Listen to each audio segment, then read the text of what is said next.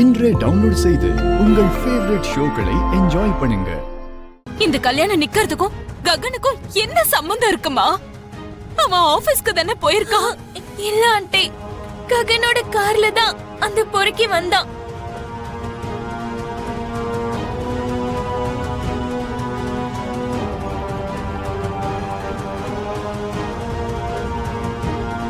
என்னது?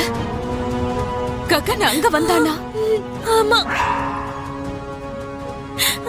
அவர் அங்க எதுக்கு வந்தாரு என்ன ஏதுன்னு எனக்கு தெரியாது. ஆனா கல்யாணத்துக்கு அவரும் வந்தாரு ஆண்டி. அவரோட சேர்த்து அவனும் வந்திருக்கான்னு வீடியோல ரொம்ப கிளியரா தெரியுது.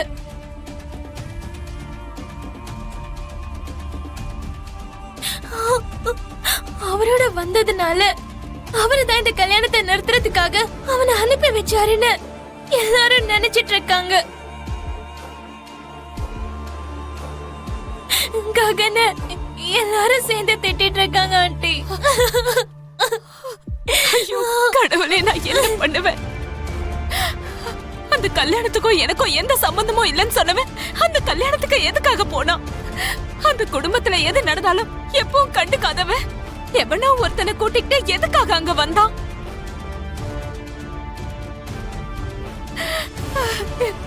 என் புள்ள மேல இது என்ன புது பழியா இருக்கு? ஆண்டி, என்ன வாழ்க்கை இது? பழிய சுமக்கிறதுக்கும் மத்தவங்க கிட்ட திட்டு வாங்கறதுக்குமே வாழ்ந்துட்டு இருக்கோம்.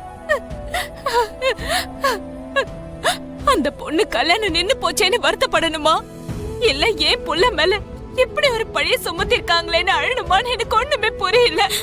ஆண்டி, ஆண்டி,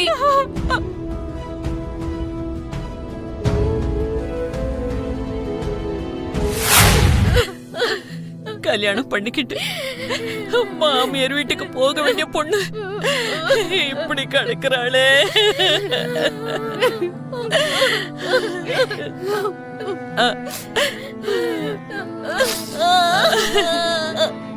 என்னாச்சுங்க? நம்ம இந்த வைக்க ஒரே ஒரு வாட்டி நைட்டு கிட்ட பேசுனாங்க, பேச சொல்லுங்க.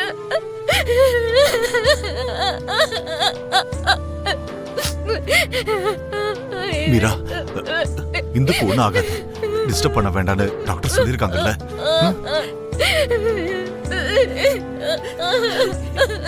கடவுளே, என் பேத்தியே ஏன் இந்த மாதிரி சித்திரவதை பண்ற? அந்த விதியை எழுதுனது கடவுள் இல்லைங்க, அந்த ககன் தான்.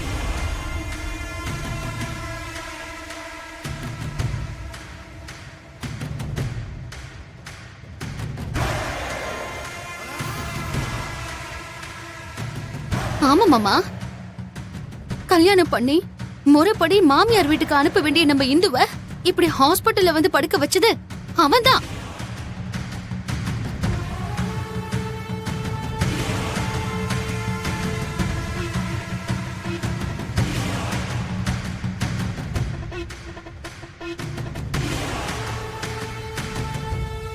சுப காரியம் நடக்கிற இடத்துல அவன் எவனையும் அனுப்பி வச்சு தங்கமான நம்ம இந்துவோட எதிர்காலத்தை நாசமாக்குனது பத்தாதுன்னு ஏதோ இங்க பாருங்க, இந்து இப்படி உயிருக்கு போராடிட்டு இருக்கிற மாதிரி பண்ணுது அவன்தான்.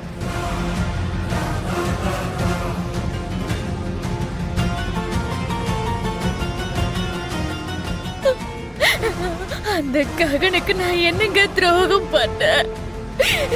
என் பொண்ணு என்ன பண்ணா? இவ்வளவுதானே மாமா? அவன் நம்ம வீட்டுக்கு வந்து என்ன கொல்றதுக்கு முயற்சி பண்ணான். கல்யாண மண்டபத்துக்கு வந்து நம்ம எல்லாரையும் தலைகுனிய வச்சுட்டான். இப்ப நம்ம வீட்டு பொண்ணோட உயிரே எடுக்க நினைச்சிருக்கான். தப்பு பண்ணிட்ட. அவன் நம்ம வீட்டுக்கு வந்து உன் கழுத்தை பிடிச்ச அன்னிக்கே அவனை கொல்லாம விட்டு வச்சது என்னோட பெரிய தப்பு.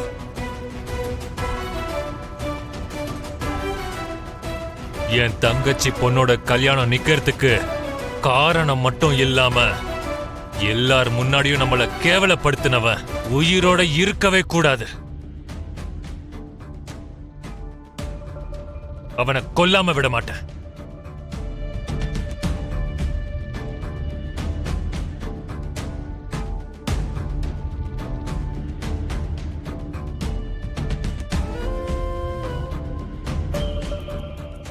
வேணாங்க ப்ளீஸ். கிருஷ்ண பிரசாத்,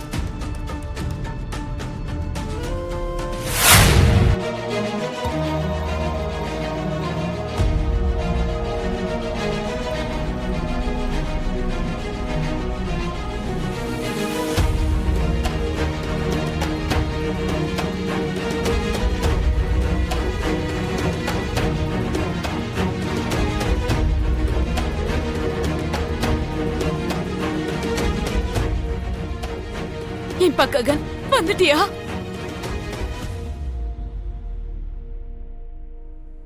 என்னடா என்னடா இங்க நடக்குது?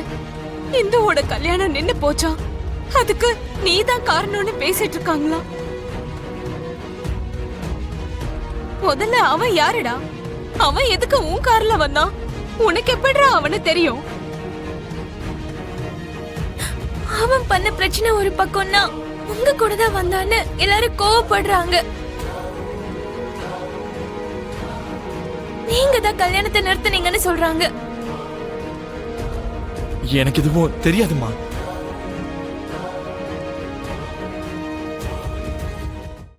கல்யாணம் நிக்க போகுதுன்னு யாரும் எனக்கு ஃபோன் பண்ணாங்கம்மா. இந்த விஷயத்த செரிக்கு சொல்லலான்னு பார்த்தா அவன் ஃபோன் எடுக்கவே இல்லை.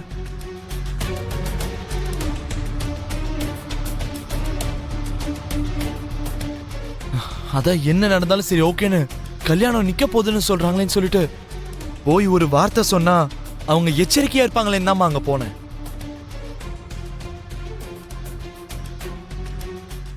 ஆபீஸ்க்கு கொஞ்ச தூரத்துல எவனோ ஒருத்தர் லிஃப்ட் வேணும்னு கேட்டான் ஏத்திக்கிட்டேன். அதுவும் இல்லாம நான் அந்த கல்யாணத்துக்கு தான் போறேன், மாப்பிள்ளை என்னோட ஃப்ரெண்டுன்னு சொன்னா அதான் ஏத்திக்கிட்டேன்.